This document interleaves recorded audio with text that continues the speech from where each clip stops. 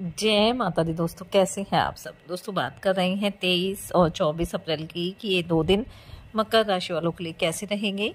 ये इन 2 दिनों में मकर राशि वालों को क्या खुशखबरी सुनने को मिल सकती है, किन बातों में इन्हें सावधानी रखनी चाहिए। तो इन 2 दिनों का राशिफल जानने से पहले हम इन 2 दिनों का पंचांग जान लेते हैं।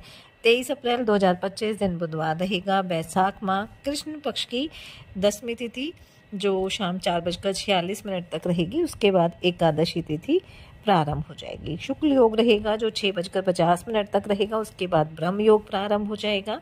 धनिष्ठा नक्षत्र रहेगा जो 12:08 तक रहेगा। उसके बाद शतभिषा नक्षत्र प्रारंभ हो जाएगा। चंद्रमा कुंभ राशि में। राहुकाल का समय रहेगा 12:19 से 1:57 तक। अब बात करते हैं 24 अप्रैल की। 24 अप्रैल 2025 दिन गुरुवार रहेगा। बैसाख माह कृष्ण पक्ष की एकादशी तिथि जो 2:35 तक रहेगी। उसके बाद द्वादशी तिथि प्रारंभ हो जाएगी। ब्रह्म योग रहेगा जो 3:55 तक रहेगा। उसके बाद ऐन्द्र योग प्रारंभ हो जाएगा। शतभिषा नक्षत्र रहेगा जो 10:50 तक रहेगा। उसके बाद पूर्वा भाद्रपद नक्षत्र प्रारंभ हो जाएगा। चंद्रमा कुंभ राशि में। अभिजीत मुहूर्त का समय रहेगा 11:53 से 12:45 तक। राहुकाल का समय रहेगा दोपहर 1:57 से 3:35 तक। 24 अप्रैल 2025 को एकादशी का व्रत किया जाएगा और इस एकादशी को वरुथनी एकादशी के नाम से जाना जाता है, क्योंकि बैसाख माह के कृष्ण पक्ष की जो एकादशी है उसे वरुथनी एकादशी के नाम से जाना जाता है। वैसे तो एकादशी तिथि 23 अप्रैल से ही प्रारंभ हो जाएगी, लेकिन जो उदया तिथि रहेगी वो 24 में रहेगी, इसलिए 24 में ये व्रत रखा जाएगा। और इस एकादशी व्रत का जो पारण है वो 25 अप्रैल को किया जाएगा। और इस दिन सुबह 5:46 से लेके सुबह 8:23 तक आप व्रत खोल सकते हैं। और 24 अप्रैल के दिन जब वरुथनी एकादशी का व्रत किया जाएगा तो इस दिन शतभिषा नक्षत्र का योग बना रहेगा जो सुबह 10:49 तक है। इस दौरान ब्रह्म योग का संयोग भी बन रहा है जो दोपहर तक है। इसके बाद ऐन्द्र योग बनेगा, यानी बेहद शुभ योग भी इस दिन बन रहे हैं। तो इस दिन आप पूरे विधि विधान के साथ भगवान विष्णु और माता लक्ष्मी की पूजा अर्चना करें। भगवान विष्णु को चंदन अक्षत फूल अर्पित करें। तुलसी पत्र भी अवश्य अर्पित करें, क्योंकि ये भगवान विष्णु को अत्यंत प्रिय होते हैं। विष्णु सहस्रनाम, विष्णु स्तोत्र, गीता का पाठ करें। ओम नमो भगवते वासुदेवाय नमः मंत्र का आप जाप करें। भगवान विष्णु को आप भोग अवश्य लगाएं। पंचामृत पंजीरी का भोग आप लगा सकते हैं।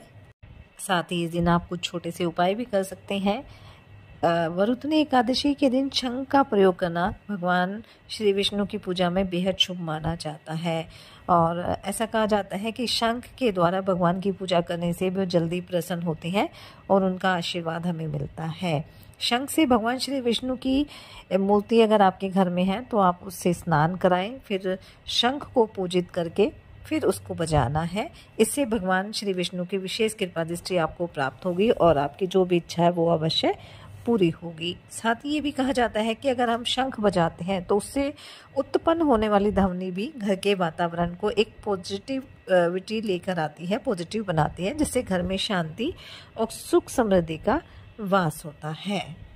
शंख में गंगा जल भरकर पूरे घर में छिड़काव करना भी बेहद लाभकारी माना जाता है। और गंगा जल को घर में छिड़कने से घर की जो नेगेटिविटी होती है वो समाप्त हो जाती है और एक पॉजिटिविटी का संचार होता है। और इस उपाय को घर के हर कोने का स्वच्छ और पवित्र करने के लिए किया जाता है।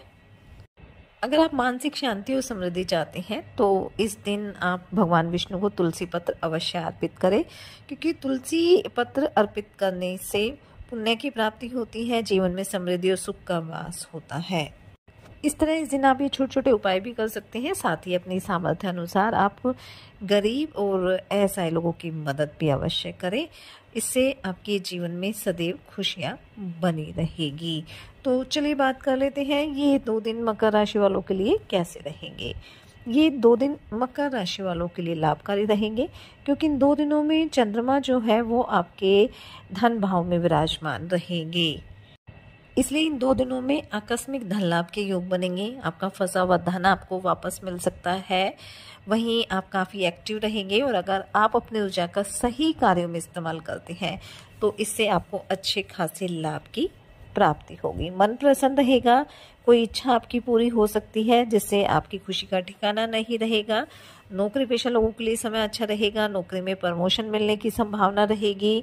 कोई संपत्ति अगर आप खरीदना चाह रहे हैं तो एक बार अच्छी तरह से जांच पड़ताल कर लें, बाकी उसमें आपको लाभ की प्राप्ति होगी।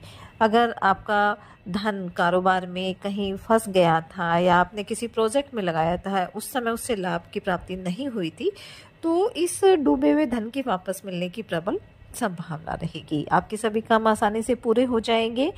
वहीं घर परिवार में भी सुख शांति रहेगी।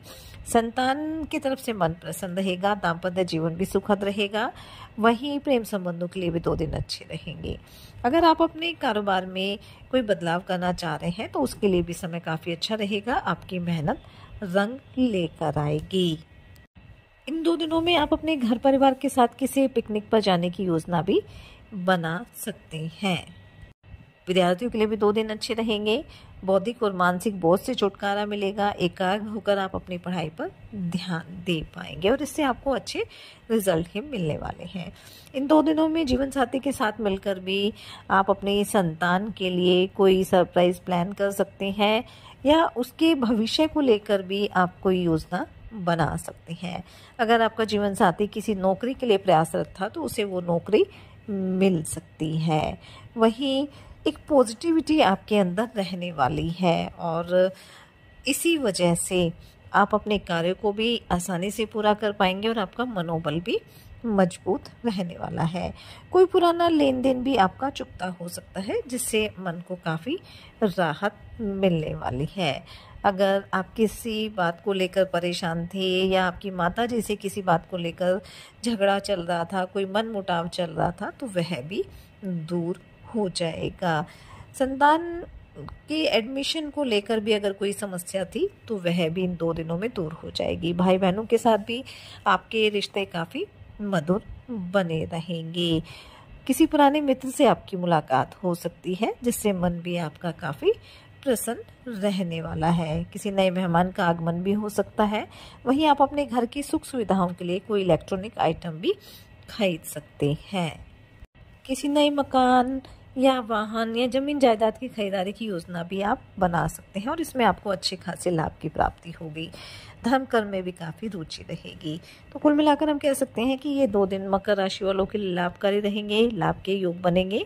इसलिए इस समय का फ़ायदा उठाएं, मेहनत करें, अपने प्रयास जारी रखें, साथ ही सच्चे मन से ईश्वर आराधना करें। हनुमान जी और शनिदेव की आराधना करें। हनुमान चालीसा का पाठ जरूर करें। अपने बड़ों का सम्मान करें, उनकी सेवा करें। इससे आपके जीवन में सदैव खुशियाँ बनी रहेगी। ये 2 दिन आपके लिए मंगलकारी रहे, शुभता भरे रहे। इसी मंगल कामना के साथ जय माता दी।